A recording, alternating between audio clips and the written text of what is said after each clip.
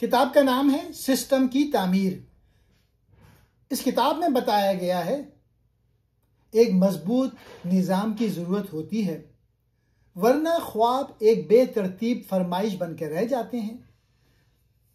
مصنف کہتے ہیں کہ حقیقی کامیاب لوگ مسلسل محنت کرنے والے نہیں ہوتے، بلکہ وہ ذہانت سے کام لے کر عمل پر مبنی نظام بنانے والے ہوتے ہیں۔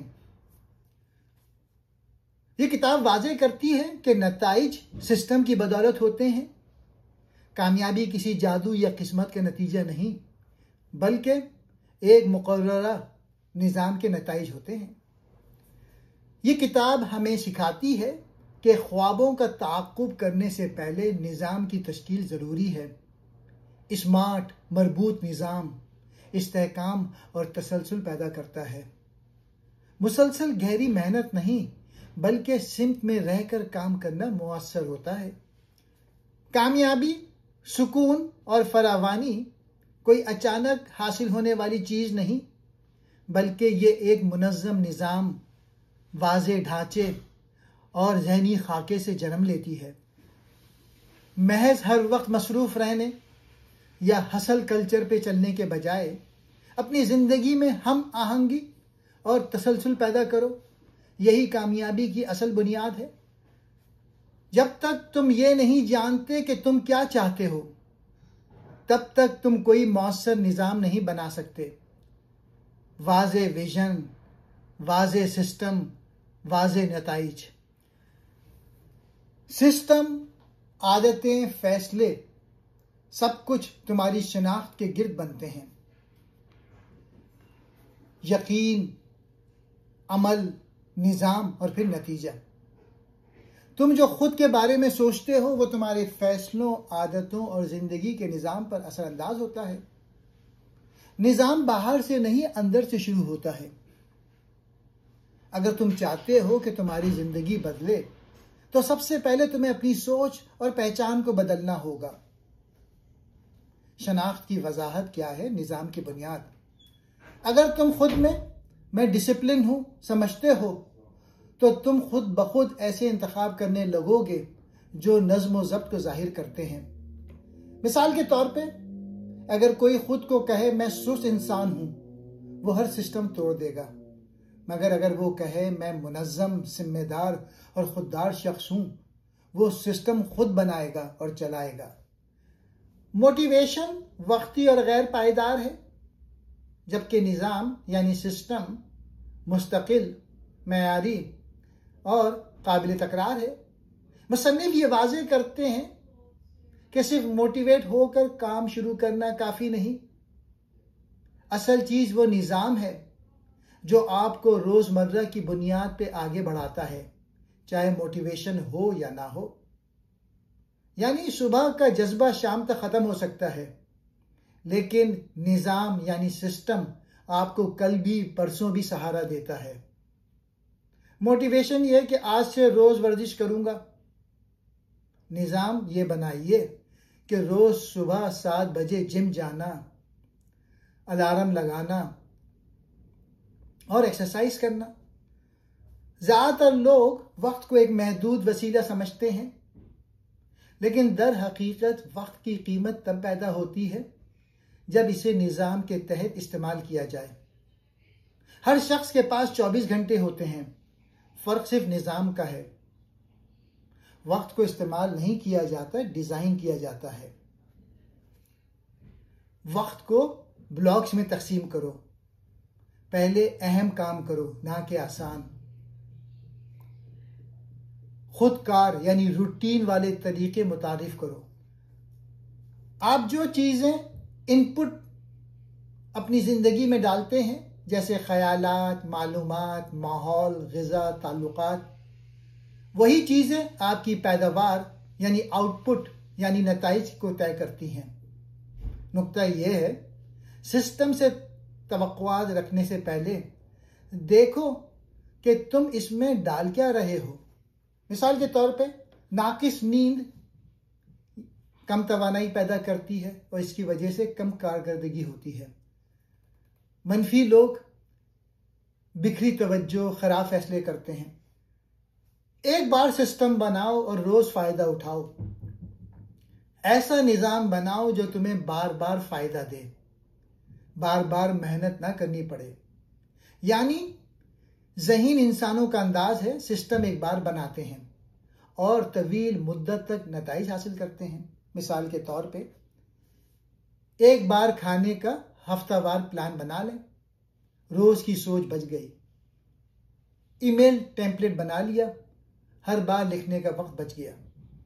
فائل آرگنائزر سسٹم بنا لیا، ہر بار ڈھونڈنے کا مسئلہ ختم ہو گیا. نقطہ یہ ہے، سوچو، ڈیزائن کرو، نافذ کرو، پھر دیکھو سسٹم تمہارے لیے کیا کام کرے گا. اکثر لوگ کامیابی کو صرف اپنے اندرونی رویے یا محنت سے جوڑتے ہیں، لیکن ماحول یعنی انوائرمنٹ ایک خاموش مگر طاقتور کردار ادا کرتا ہے. آپ کا گھر، دفتر، دوست، ڈیجیٹل اسپیس سب تمہارے سسٹم کو یا تو سہارا دیتے ہیں یا بگاڑتے ہیں. نقطہ یہ ہے، اگر تمہارا ماحول تمہارے اہداف کے خلاف جا رہا ہو تو تمہارا سسٹم بھی ناکام ہوگا. مثال کے طور پہ فریج میں صرف جنک فوڈ ہو اور تم صحت مند کھانے کا ہدف بناؤ، سسٹم ناکام ہو جائے گا. توجہ درکار ہو لیکن موبائل ہر 3 منٹ کے بعد نوٹیفیکیشن دے، ماحول مخالف ہے. کامیابی کوئی بڑی چھلانگ سے نہیں آتی، یہ چھوٹے چھوٹے لیئر سے تعمیر ہوتی ہے. جیسے ایک عمارت ایک ایک اینٹ سے بنتی ہے. ایک وقت میں ایک نظام مضبوط کرو، پھر اگلے پر جاؤ. پہلے نیند بہتر بناؤ، پھر صبح کا معمول، پھر فٹنس، پھر مالی نظام، یعنی درجہ بدرجہ بہتری. بہت سے لوگ بغیر نظام بنائے اپنا کام یا بزنس کو بڑھانا چاہتے ہیں، جو کہ دیر پا ناکامی کی طرف لے جاتا ہے. نقطہ یہ ہے کہ اگر تمہارا سسٹم چھوٹے پیمانے پر نہیں چلتا تو وہ بڑے پیمانے پر بالکل ناکام ہو جائے گا. مثال کے طور پہ اگر تمہاری ٹیم 5 افراد کے ساتھ غیر مؤثر ہے تو 50 افراد کے ساتھ تباہی ہوگی. کسی بھی نظام کی پائیداری کا دار و مدار مسلسل فیڈ بیک اور ضرورت کے مطابق تبدیلی پر ہوتا ہے. فیصلے ایک بار نہیں، مسلسل بہتری کے عمل سے آتے ہیں. نقطہ یہ ہے، ناکامی کو خاموشی سے سہنے کے بجائے اسے ڈیٹا بنا کر سسٹم میں درستگی لاؤ. عمل یہ ہے کہ روزانہ جائزہ لو، ہفتہ وار ریفلیکٹ کرو، فیل ہونے پر خود پر نہیں نظام پر نظر دو. خود اعتمادی کے نظام پیدا کرو. خود اعتمادی یعنی سیلف بلیف کوئی جادوئی جذبہ نہیں بلکہ ایک قابل تعمیر نظام ہے. جیسے دوسرے نظام، یہ بھی روزمرہ کے معمولات، خیالات، اعمال اور کامیابی کے چھوٹے چھوٹے لمحات سے پروان چڑھتے ہیں. نقطہ یہ ہے، اگر تم چاہتے ہو کہ تمہارا یقین پختہ ہو تو تمہیں روز ایسے اقدامات کرنے ہوں گے جو تمہاری عزت نفس اور یقین کو تقویت دیں. یعنی مثبت خود کلامی، خود سے کیے گئے وعدوں کو نبھانا، چھوٹے ہدف مکمل کرنا. جب نظام ناکام ہو جائے تو اسے اپ گریڈ کرو. کوئی بھی نظام ہمیشہ کام نہیں کرتا. حالات، وقت، ماحول، ترجیحات بدلتے ہیں، اس لیے سسٹم کو اپ ڈیٹ کرتے رہنا ضروری ہے. نقطہ یہ ہے کہ نظام کے ناکام ہونے پر مایوس نہ ہو بلکہ اسے بہتر بنانے کا موقع سمجھو. مثال کے طور پہ اگر پرانا وقت کار تمہیں تھکا رہا ہے تو اپنا ورک اسکیجول سسٹم کو دوبارہ ترتیب دو. جب نظام مکمل ہو جائے اور مؤثر طریقے سے چلنے لگے تو تمہیں ہر کام میں خود شامل ہونے کی ضرورت نہیں رہتی. تم صرف نگرانی کرو، روزانہ مداخلت سے بچو. بہترین نظام وہ ہے جو تمہاری غیر موجودگی میں بھی کام کرے. زندگی کو ایک سسٹم بلڈر کی نظر سے دیکھو. ہر شعبے، صحت، وقت، مالیات، رشتے کو ایک نظام میں ڈھالو اور پھر اسے بہتر سے بہتر بناتے رہو. بے ترتیب زندگی کو منظم بناؤ. حکمت عملی، فیصلے اور عادت کو مربوط کرو. سسٹم بنانے والا انسان زندگی کو اپنے حق میں ترتیب دیتا ہے۔